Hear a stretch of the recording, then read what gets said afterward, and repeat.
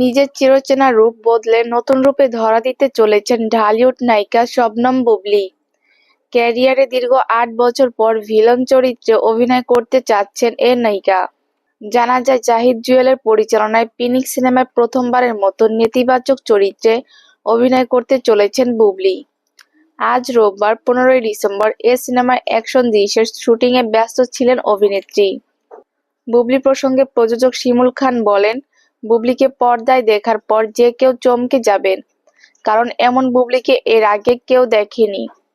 সিনেমাটি প্রসঙ্গে প্রযোজক শিমুল বলেন, প্রতিশোধ ও পাল্টা প্রতিশোধের গল্প পিনিক। সিনেমাটির বড় চমক হলো একটি চরিত্র ছাড়া সব চরিত্রই নেগেটিভ। সিনেমার শুটিং প্রসঙ্গে পরিচালক জাহিদ জুয়েল জানান, পিনিকের শুটিং শুরু হয় নভেম্বরের দিকে।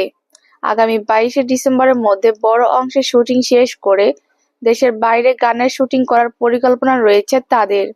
পিনিকে বুবলীর সঙ্গে জুটি বেঁধেছেন অভিনেতা আদর আজাদ।